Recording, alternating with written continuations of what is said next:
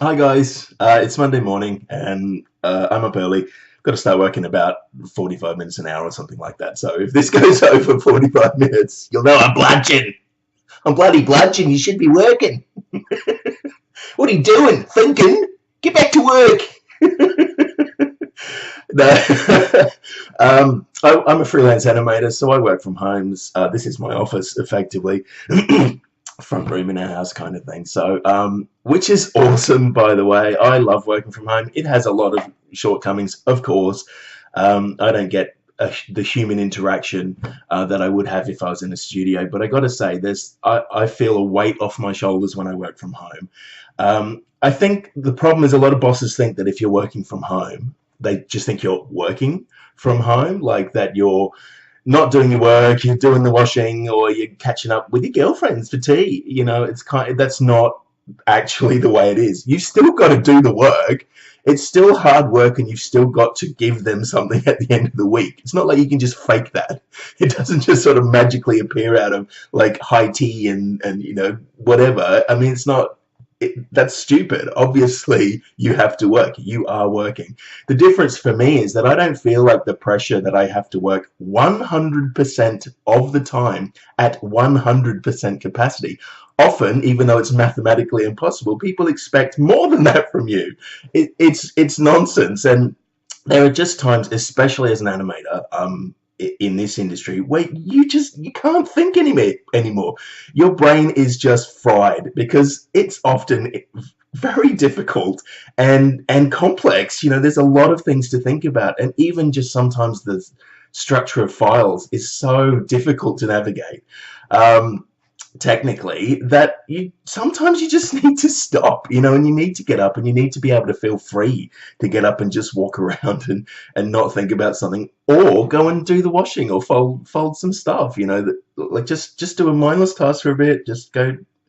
Not that there's anything mindless about it, but just go and do something else for a while, because ultimately no human being can be switched on 100% of the time at 100% capacity, or what you will end up producing by the end of the day is just and it's stupid. For me, I have the first part of the day is my most productive, and by the afternoon I start to feel a bit wishy-washy, and I might surf the net a bit or do a vlog or something. But what it does is it just kind of resets me, and it means that for the rest of the day I'm actually going to be more productive than if I was just sitting there like going through the process, because it is a creative process, but it's creative. You can't. It's a way of thinking. It's a way of doing things. It's very technical, but hey, come on. I do actually work from home. I have to, because I have to deliver a quota, and I have to be up to standard, and I have to be, even if I'm not proud of what I'm putting out there, at least I'm proud of the fact that I've put it out there on time, on budget, and to the best of my ability under the circumstances. So yeah, anyway, I don't even know how I started talking about this. What I really wanted to talk about was that I've been having some really good Facebook conversations lately. I'm not on any of the other social media things. I really probably should get on them, because hey, like come on. But on Facebook, I've been having some just really nice chats with people, and open and honest, ways that normally, that just clicking a like won't cut. Sort of maybe letting people know how I feel, and in some ways, I suppose, letting them know how I feel about them. And I just think it's something it would be nicer if more people did. I mean, really, there's only so far that if people like you and they're your friends. I mean, you're assuming that they like you anyway. Otherwise, why would they be your friends? So kind of like when I get a like on something, I think, oh, that's nice. Like, it really is comforting. But at the same time, if I get a comment that says, wow, like, what were you thinking typing this? Or that's really lovely, or, whatever, then I'm like, oh, cool. And when it starts a conversation about it, and about how I've been feeling about it even, or maybe that what I've said is just nonsense, or I'm a narcissistic douche nozzle or something, I don't care. It's kind of like, wow, I'm engaged then. I'm engaged with that person. My mind is engaged with the topic, and I'm thinking about it. And I really dig that. And I guess I'm talking about this because I'll read one out to you, which for me always seems a bit weird because this whole thing was meant to be just off the top of your head. Like I feel like if I'm not just saying it straight off the top of my head, it's some sort of, I don't know, betrayal of the process. Who knows? But yeah, basically he said we wrote just a thing about pop music, and just how we feel about it. But he sort of said something which I thought was really interesting was that we think we can make a change from our desk chair, and in the world as if it's like as if we can't, and I think we can. I think every human interaction we have through whatever medium, social media being a great one, of course, because it is meant to be social after all. Um, everything we have to say to somebody is important because all those small things, all those small bits of information that we gather, they change us, and we are the people who are going to make some sort of change in the world in a way. I'll read it because I think I expressed it better in writing, as I always do. Um, uh, okay, podcasts, vlogs, blogs, Twitter accounts, Facebook rants are all powerful tools, and they are being heard, if only by your friends.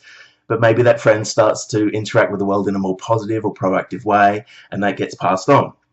Something as simple as knowing someone else is feeling the same way is often at least comforting, sometimes empowering, or even a catalyst for real change in their lives. And that's been the case for me many times, where somebody has written something or challenged my perception, and I've had to completely rethink everything, every way I've thought about it, and come at it. Often it's because I've been coming at it from such a bitter and cynical way that I'm kind of not helping. I'm actually a part of the problem. And I also wrote, we feel so powerless in this world, but really we can only be exploited if we allow ourselves to be. And hey, as a media professional, I have a long track record of that. I guess that might sound a bit accusy, but what I'm saying is anything that's happened, it's my fault. I have no one to blame for any of the situations I've been in, work situations I've been in my life where I haven't been happy. It's entirely my fault. All right, we blame the culture and governments of corporations or media control or pop stars or the youth on the world's problems, but we as individuals can make a massive difference by simply not enabling our own exploitation.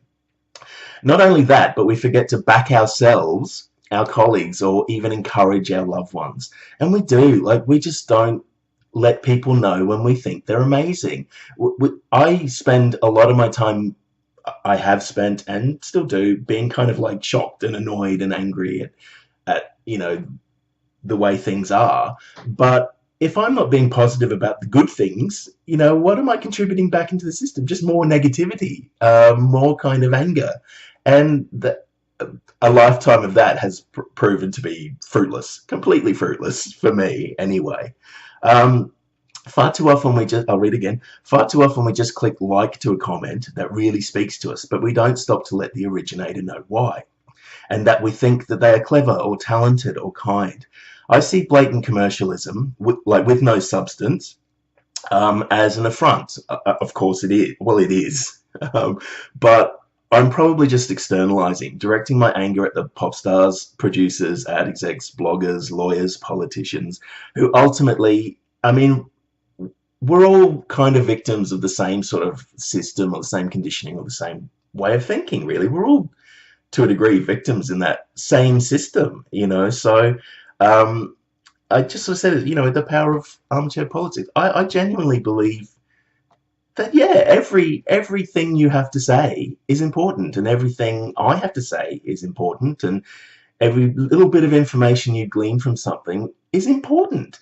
Just, I guess the only, oh God, advice. I don't want to give advice, but I guess all I can say is, in my experience, just seeing the negative in things doesn't help. It just damages your psyche and makes you bitter, and then you're just projecting that back into the world. Try and be a bit more positive. Yes, obviously there are things that are impossible to be positive about, but obviously the rape of Mother Earth, the murdering in the name of whatever, there are just obviously some things that are so far beyond compassion and love that they're almost unforgivable, and in often cases they are unforgivable. Um, they're not unrepentable, but they are unforgivable, really. Certainly, you couldn't expect people to forgive you for them, or I guess even attempt to understand, because they are shocking. There's plenty of that in the world. But just on a daily interaction level on Facebook and then with friends and stuff, just let them know. Let them know you think they're cool. Let them know you love them. Let them know why. Because a lifetime spent kind of liking things but not letting people know, they don't know. They don't know you like them. They don't know why you like them. You've clicked like on something, but they don't know why.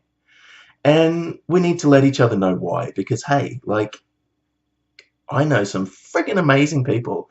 Um, I know some like absolute friggin' gems of people in the world, and I hope I've told them enough because I want them to carry on shining. Um, I guess that's it, really.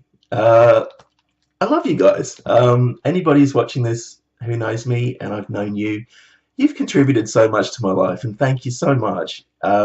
Even the small things, thank you so much. Love you. Bye.